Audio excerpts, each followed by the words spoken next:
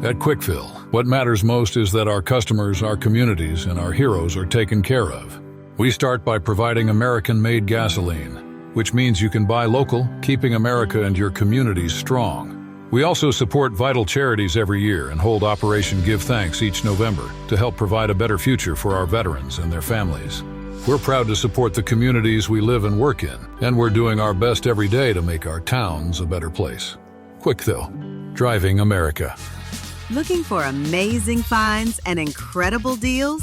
Visit Erie City Mission Thrift today. From stylish clothes and shoes to quality furniture and home goods, you'll discover something new each time while changing lives right here in Erie. It's shopping that feels good and does good. Come see us in Erie and Girard. Erie City Mission Thrift. Thrift with a purpose. Welcome to TalkErie.com's Joel Natale Show, Erie, Pennsylvania's daily podcast. Every day, we tackle the biggest issues that the Erie, PA region faces. Stay informed and involved as we advance the narrative of Erie. Now, here's Joel Natale. We're having the crucial conversations that Erie needs, and this is an important one, as we're going to discuss and really understand, or try to anyway, the Civic Impact Project. It is a homegrown project here in Erie, Pennsylvania, to try to deal with the actual issues that many nonprofits in our community, especially social service agencies, to be more specific, are dealing with the loss of federal funding. And we have with us here Dr. Derek DiMatteo. He's a professor at Gannon University, and he's part of this this project. He's also the associate executive director of the Northeast Modern Language Association, which is a local nonprofit. Dr. DiMatteo, appreciate you being with us here. Thanks so much. Thank you for having us. All righty, we're a family show. We like the origin stories. Did you come up here in Erie, or did you transplant in? I transplanted in 2020 in the middle of the pandemic. Oh, my. Yeah. As to be the English professor or Gannon? Or? Yep. Gannon hired me, recruited me away from Indiana University in Bloomington, Indiana. Beautiful place. Yeah, it's very beautiful. But it has nothing like Presque Isle. So. Right. Just a small world. My son lives in Elliotsville, which is on the west side of Bloomington. Yeah, there's some really cool little stores over there. And, Yeah. We're excited to have you with us here, and maybe you could share, why you got involved in the Civic Impact Project before we even talk about the project itself. But sure. I was brought in the fall of last year by the founders of the organization, Dr. Linda Fleming, Dr. Chris Magno, and Chris Dobbs. Okay. And for me, the project held a lot of appeal because I've seen, since I've been here, which is only, at that time had only been about 5 years, but I'd seen how tightly interwoven nonprofits are into Erie's community, right? And for me, the fact that there was talk about the loss of federal funding, I knew from my own experience being involved as associate executive director of a nonprofit, like how impactful loss of funding can be and the strain that can put. And so I was, immediately intrigued when Dr. Magno invited me to be part of the project and to kind of help figure out what was going on in Erie. Let's reintroduce Dr. Chris Magno. Welcome back, sir. Appreciate you being with us. Yeah, thank you for having me. You got it here. And I wanted to maybe kind of get your take on, were you one of the founders of this Civic Impact Project, or how did you get involved? So I'm going to be one of the founders. We started this around July. Actually, we started this around April, the brainstorming of this project. So less than a year. It's less than a year, yes, Yeah. that's right. Yeah, it's going to be almost a year next month. Yeah, Right. Yeah. So I received an email from Dr. Fleming, and she wants to go beyond, signature campaign or protesting, like, what else we can do that we can make a bigger impact. So I suggested that why not, let's measure the impact of federal funding cuts. Because back then, like, the first 3 months of the policy of the federal government is, cuts, elimination of some of the agencies, right? Or defunding some of the federal agencies. So thinking about it, like, I thought that it is going to have a really big impact. And that's based also in my previous research, like back home in the Philippines and here in Erie, Pennsylvania. All right. So let's talk about, let's roll back a year ago. All right. And some of the federal funding that got the most headlines that was cut was USAID. Did the cut of USAID have impact on Erie County nonprofits? So most of the U.S. aid, that's more of service to other countries, right? And service to other countries, but at the same time, it's employing lots of American citizens.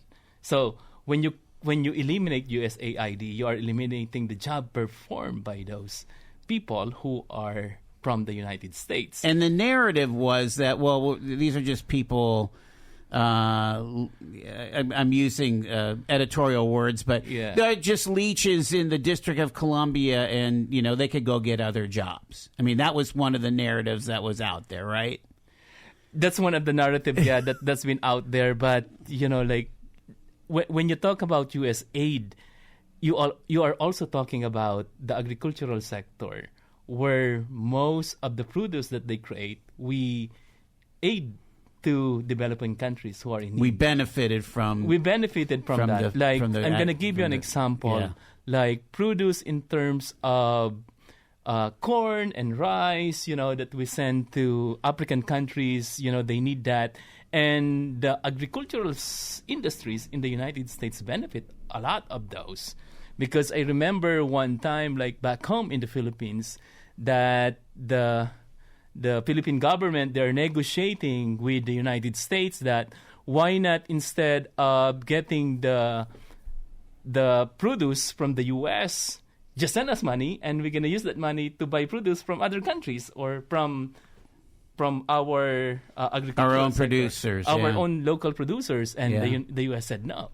So when you eliminate, they were benefiting exactly the avocado makers in there's no freelance, right? In California were benefiting from this. All right, go ahead, Doc. Well, so to bring this back to Erie, right? Because there isn't a direct impact on Erie County for the cuts to USAID, right? Right. But there were cuts to other organizations in Erie. But I think one of the things that we were kind of concerned about is, if we didn't document the cuts, like if nobody was collecting that data, we wouldn't know what the full extent was. And if you're not documenting it and you don't know the full extent of the damage, you won't know what it will take to undo the damage, right? 100%, yeah. And I started with USAID because, again, it got the most headlines, right? Yeah. But there were probably dozens, if not hundreds, of federal programs that felt the wrath of Doge at the time. Again, rolling back a year ago, right? And so let's key off of what Dr. Derek said here and say, okay, were you able to chronicle, were you able to catalog the various line items of the federal budget that took hits that did direct aid or indirect aid to Erie County nonprofits? Yes, yeah. So based on our study, like funding for nonprofit organization in total, they lost around like $13.5 million, right? Is that over a year? Is that over 5 years? That's the immediate impact. That was the immediate impact, yeah. Yeah. Almost like a rescission, or maybe just not a renewal, or... Well, it was some funds that had been promised that then weren't delivered. Oh. So like a rescission. Yeah. We made you a promise we're going to pay you that $1 million, and now you're not going to get it. That's right. Yeah. We have nonprofit organization. They started using their own money because the federal funding didn't arrive and they didn't get reimbursed. So $13.8 million. Wow. Yeah, 13.5. 13.5. Yeah, 13.5 million. Yeah. I mean, you can imagine how, if you're talking about a nonprofit who has very thin margins, which they all do. Yeah. Mm-hmm. And if you're expecting a large portion of your revenue and you've budgeted for that and it suddenly disappears, you're not going to have a lot in the bank to use for your operating expenses. And so there was a lot of anxiety that sudden loss of funding. So the source of funding of our nonprofit organization, like 40% is from their own self-generation, like fundraising, that's right, that kind of thing, or donations and so donations on. We can say like based on the report data that we got, right? So it was actually 43% of the nonprofit revenue came from earned income. Earned income, that's the term. Then another 7% came from local philanthropy and generous community support, right? People in Erie donating money to these organizations. So what that means is about 50% of nonprofit funding for our local agencies comes from these two sources combined, right? Locally, that their own earned income and then local philanthropy and community support. So where does the other half of their revenue, of their funding come from, right? It comes from government sources at 4 levels: the city, the county, the state, and the federal. And of that, the federal funding alone accounted for $106.7 million into Erie's organizations, and that's 28.1% of the total nonprofit revenue of the organizations that were surveyed. So interesting. All right, I'm going to roll back for a second here. So the announcement, the Doge cuts or whatever. That's right. At what point did the folks say, we need to study this, we need to start this Civic Impact Project? And tell us a little bit about that origin story. Yeah, so when we proposed, we went to nonprofit partnership and the Erie Community Foundation. We sent them an email. They said right away, this is really important. We need to do this. And that's going to be the first study. And when we started this, there's only 3 cities around the country doing the assessment, doing the data, the survey, assessing the impact, because it's very new. It's very new. When we search around, there's no model that we can follow. There's nothing. So we started from scratch. So there's one in Colorado, and there's one in New York, and then Erie, Pennsylvania. Now, was it easy for the nonprofits to kind of open their books and say, "Hey, this is what we got. This is our situation here"? It took them a while to answer the survey. Yeah. Okay. Yeah, because it's been a while that they don't really like check and they hire somebody, right, to do the accounting and all of that. So it took them a while to really answer the survey. It's not easy. We did lots of follow up. Okay. And then we received an email. We are working on it. This is really important. We're going to be answering this survey. So out of 500, we got 82 respondents. Out of 500 nonprofit organization in Erie, PA, we got 82 respondents who answered the survey in that first survey. So we did a follow-up survey around October. We received 72 respondents. But the second survey that we did it during the nonprofit partnership conference. During the conference. When you were there, yeah. We have a table there, and we conducted the survey. Okay. And when you compare the first survey to the second survey, sorry to say, it gets worse because first there's a federal impact, and now you have the state impact because back then there's like a shutdown at the state government level. Right. There was a double whammy when we were meeting. Yeah. Is that you didn't have a state budget, you had a federal shutdown. Yeah, it had to have gotten worse. It was just kind of ridiculous. Like there's a delayed deliberation of budget of at the state level. Yeah. Let's talk about the basics of the work that you've been doing with this project here. You talked a lot about data collection and research, the survey and so on. But go ahead, Dr. Magno. Yeah, so for this particular research, it's purely survey. So it's an online survey, and it's also face-to-face survey, like the follow-up survey we did like during the conference. And you're dealing with CEOs and CEOs of nonprofits mostly, or yes, the online survey we got a really good response from the CEOs and executive directors. Gotcha. You know, they were the one like who answered the survey, so which is really good because they know how the budget works. So that was also like why it was so time consuming, is because we needed in order to answer those questions, which were very financial specific questions, you had to have somebody at that level who could. Right. That's right. And that's the reason we got the 13.5 million exact amount, because we, instead of clickable, you have suggested amount based on your estimate, we asked for the exact amount, you know. We didn't lead them to any amount when we designed the survey. It wasn't ranges. Right. Yeah, it wasn't ranges. Which a lot of times it'll be ranges because they don't want to be that specific. Yeah. But honestly, if they're all filing 990s, that's public knowledge anyway, right? The tax return for a nonprofit. How much did you get? Any sense of how much of this federal funding was fee for service or pass-throughs? Fee for service to the states, or was it block grants, as it were? Yeah, any idea? Block grants is going to be part of the pass-through. So there's a lot of pass-through. Pass-through means when they pass it to other big nonprofit organization, and then the big or even the state, the Department of Ed, or that's right, the Department of that's right, Human Services, right? Human Services, yeah, and then they distribute it to a small nonprofit organization. That's what the pass-through mean. So based on that research that we have, so you have, the biggest chunk is from federal government directly, and then we have the pass-through, around 30%. Okay. Like pass-through funding. Yeah. And it was interesting that you mentioned that it even impacted city and county funds. How did that work?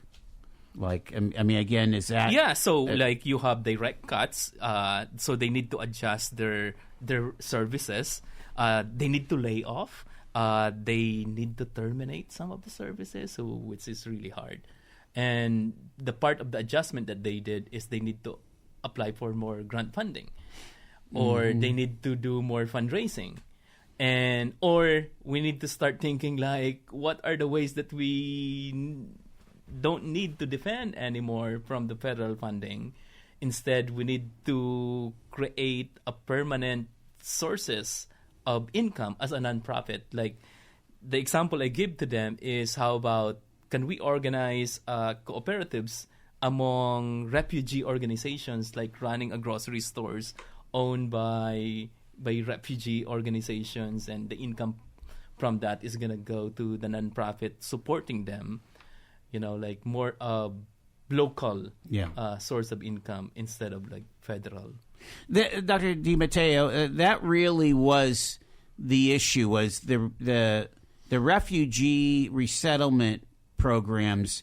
It became the most alarming, or maybe kind of the 5-alarm bell on this, right? I mean, that was certainly one of the things that was alarming for us. So, just as an example, when the Multicultural Center, the International Institute, and the Catholic Charities lose $1 million in federal funding, that has an outsized impact, and there's a multiplier effect because that money doesn't stop within the refugee community. It's that money then would have been spent on local businesses and contracts with local businesses to renovate houses, right? And basically, it's a 5-year window. I mean, we've covered this, pretty extensively over the past year or so. Once you give that green light for somebody to come to your town, that you're gonna sponsor them as a refugee, you're saying, hey, we have a 5-year plan for you. And then if if it's rescinded and we're not going to honor the contract. That's and mind you, let me be clear. The lack of honoring those contracts, remember, that goes back into 2024.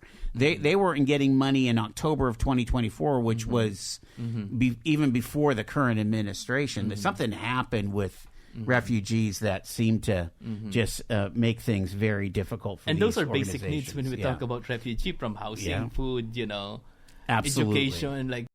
All year round, Frontier Home Products and Design has what you need to make your home comfortable and beautiful. Relax on a new timber tech deck designed by Frontier's experts. A new fireplace from Frontier Home Products Fireplace Gallery adds warmth and serenity to any home. Beauty and versatility at Frontier Home Products and Design Center, 4213 Peachtree, East 5th, next to the Bayfront Highway. Frontier Home Products and Design Center. Discover a new frontier. PA contractor number PA039007.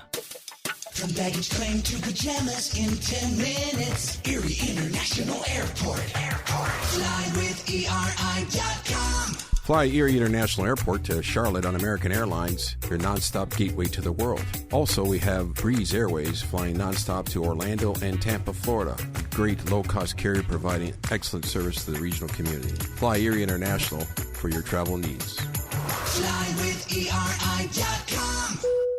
Get paid to drive. Start a new career behind the wheel at the EMTA. If you are looking for a high-paying and rewarding career with full benefits and paid training, stop by or apply online today with the EMTA. Plus, EMTA riders can now enjoy free Wi-Fi on new, clean, and environmentally friendly buses to travel all over Erie County. Visit ridethee.com for more information. Get on board EMTA. Get on board EMTA. Get on board.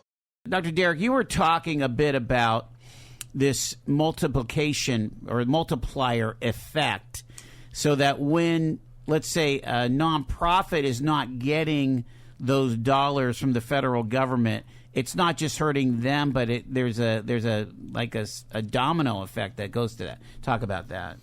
Yeah, I'd love to give you two examples of where we can sort of see that happening in action in Erie. So one would be Presque Isle. They receive federal funding for sand replenishment, which is about $1.5 million a year. And for 2 years in a row now, obviously in 2025 they received no funding, and then again this year, no funding. So there'll be no sand replenishment performed on Presque Isle's beaches. And so the way in which we can see that having a multiplier effect would be, since Presque Isle is a huge value add to Erie County's economy, right? The tourism that Presque Isle brings in, is an estimated $1 billion. Wow. So if our kind of crown jewel is not being replenished and renewed, and the tourists who come are kind of like, oh, this is a bad experience, then tourism falls, and right. that $1 billion kind of also falls, right? You see the evidence of it in a place like Beach 7, where you have basically a cliff, and instead of the natural sandy beach that would flow out there. Yeah. Now, let me push back just a little bit, because what we're hearing is that whoever the powers that be did not promote this strong enough to the feds, and that the Erie leaders kind of took their eye off the ball with that particular line item of not pushing. And, we have this $1.7 trillion deficit, so we got to cut somewhere. So we lost our $1.5 million in sand. That's the counter argument, Doc. Sure. I mean, I guess you could pin, if you're trying to pin the blame somewhere. I suppose you could say people didn't try hard enough to maintain that funding, right? But I mean, who do you talk to about that? Like, there's your state representatives. Yeah, I mean, basically, it's either Congressman Kelly and Senators Fetterman and McCormick. I mean, where else do you go? Right, but it's hard. I mean, like, it's those aren't the only line items, right, that are affected Is that by this. federally funded, like the replenishment of the It's like half and half. I think there's a okay. state match that's required. Yeah. Yeah. So we ended up not getting anything, basically. Yeah. But that is, when you're mentioning elected officials, right? Like, is one of the things that's something that we as just private citizens can actually do. So I think that is actually really important. So, supporting our community and our community nonprofits by contacting elected officials, right? You can identify both federal, state, and local officials through www.usa.gov. And identify who those people are, write to them, tell them you support the reinstatement of previously existing federal funding, or that you support the creation of new federal funding for nonprofits here in Erie. Talk about the specific things that have affected you, like what these cuts mean to you, that we can't get sand replenishment and the knock-on effects that has. If I can add another example. Sure. In our original survey, 48% of the nonprofits listed education as a core service area. 30% also listed youth development as a major focus. And so, one of the largest serving Erie is the United Way, which receives a lot of federal funding, which it then distributes to each and every underfunded school in the city of Erie.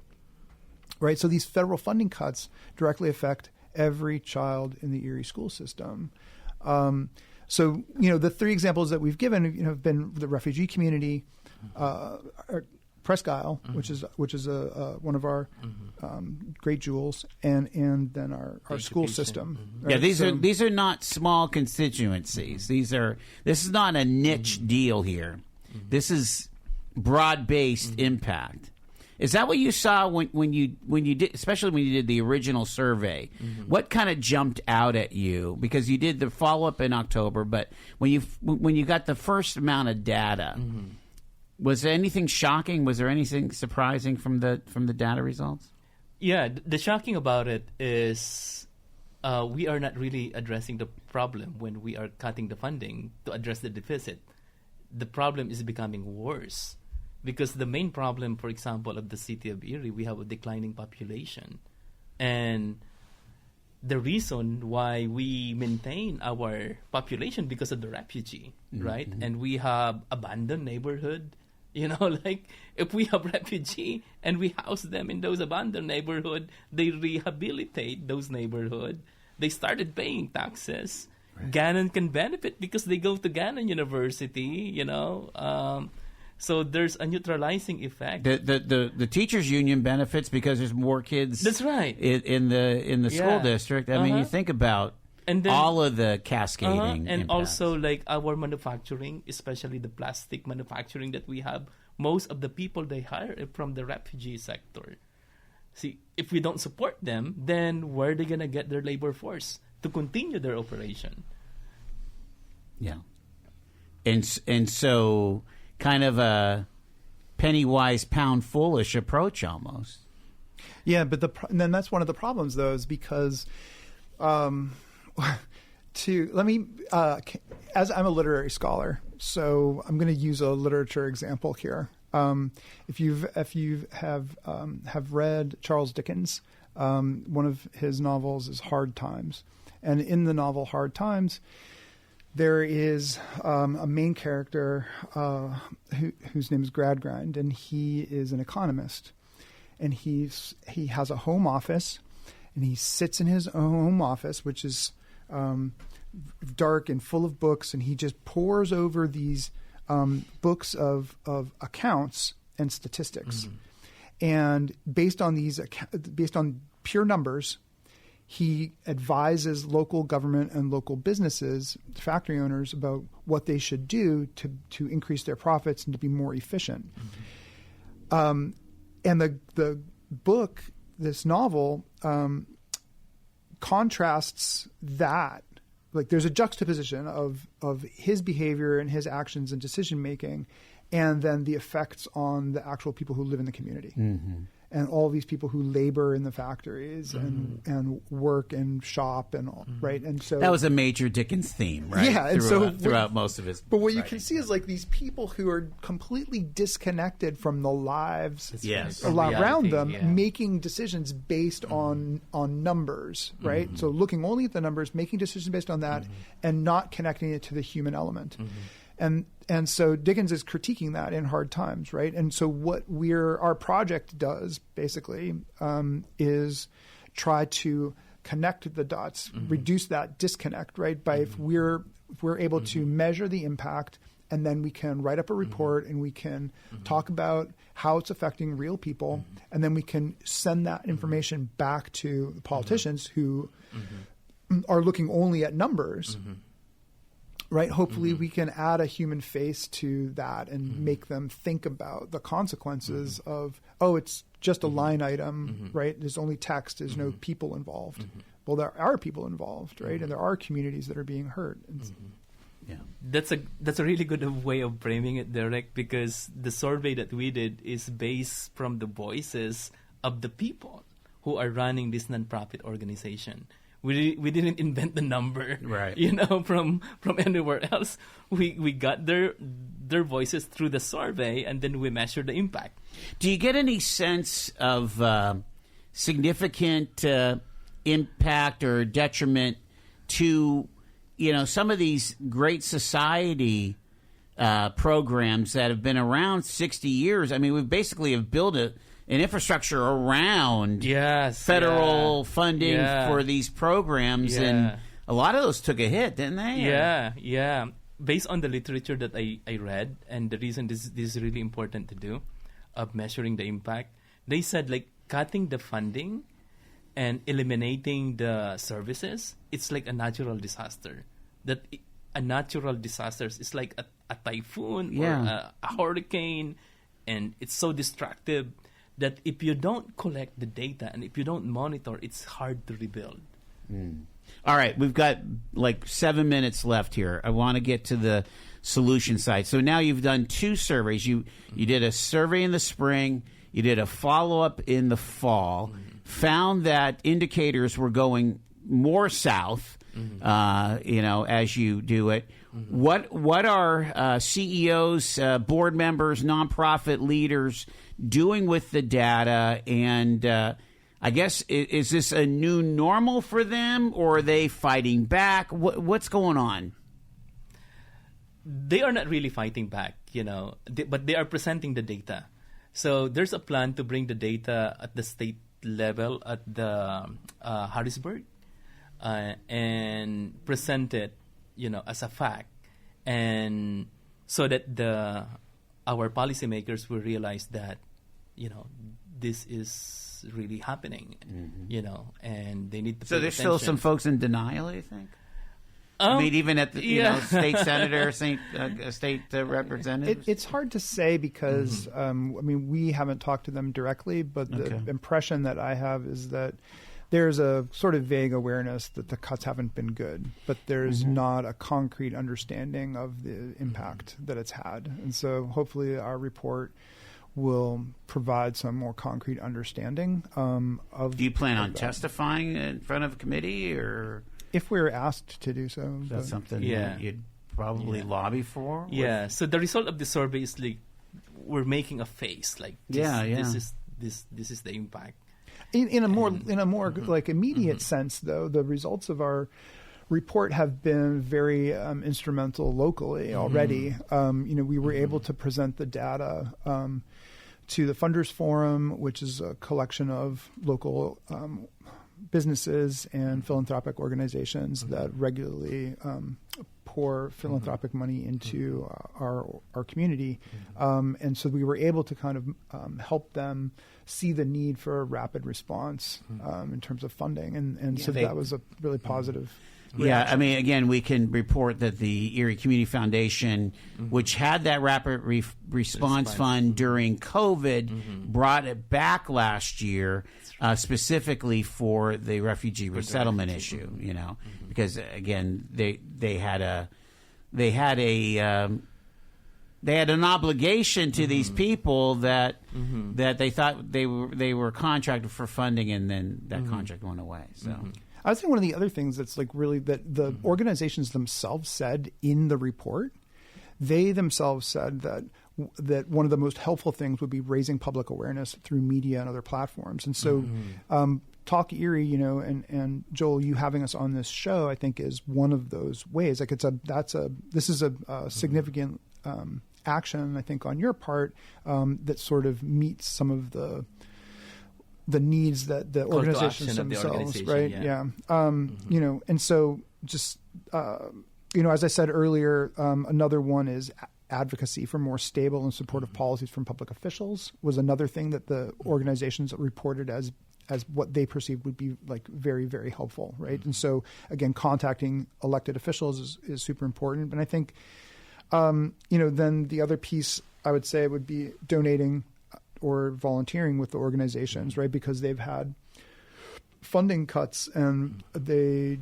have had staffing reductions. And so any support that our community, if you have time, anything that we can do to volunteer would be really helpful. So you can actually go to www.yournpp.org, click on volunteering, and you'll see ways to get involved in local Erie community organizations. Do you think that this is a moment where there's going to be a kind of we mentioned natural disasters, like an earthquake, like a shaking of the normal of way of doing business as a nonprofit? Do you think that this is a point in time where it's going to require fundamental change and maybe that's the point? It started, like Canada, for example, they realized, oh my goodness, our neighbor is cannot be reliable anymore. And we need to go to other countries to get supplies for our car manufacturing. We need to partner with China and other countries because, they stopped going here in the United States as a tourist. Our tourist industry is declining. So it's going to be a moment that we need to say to ourselves, because of this impact, that we will never do this again because it's just so bad. But I mean, I think that's one possible reaction. Not to argue against that, but I would also say, in my experience, having just run a international academic conference, we're typically, because we're a Northeast association, we get a lot of people from Quebec and Lower Ontario who come to our convention. And this year, many of our Canadian members did not come to the convention. And so that, we held the convention in Pittsburgh, so that, we bring about 2,000 people in. So for 4 days.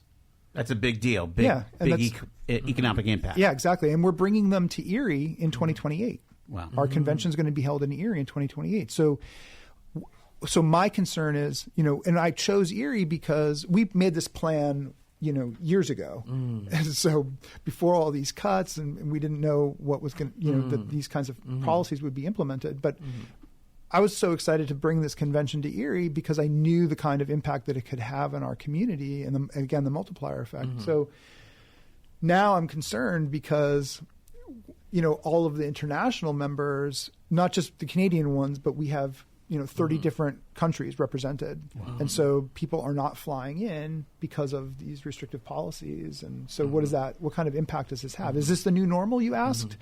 I hope not. But if it is, then we have to adapt to that in some way, right? Yeah, there's a spillover. Okay, so maybe you're going after waste, fraud, and abuse, but it's spilled over into real lives, real impact, and even in the blowback of economic impact that way. That is pretty troubling. Yeah. Yeah. All right. Dr. Derek, you were mentioning how people can get involved if they want to speak their voice to it. What's next for the Civic Impact Project? Will you be doing a 1 year later kind of survey? What's the plan?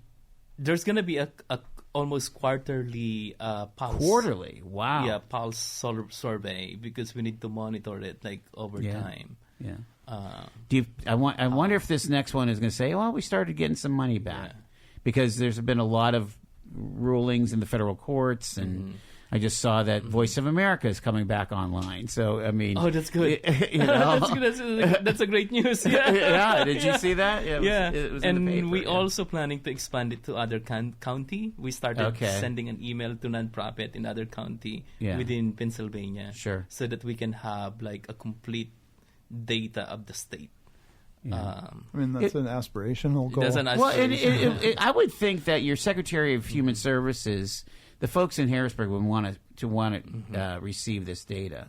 I think again, you guys are on the forefront here, so that's very cool. Over the break in December, we did a massive email to all coalition of nonprofit organization in Pennsylvania. Wow. Yeah. Wow. Because we want to capture also the situation in other counties in Pennsylvania, not only in Erie. We're going to leave it there. Dr. Chris Magno, Dr. Derek DiMatteo, again, the Civic Impact Project.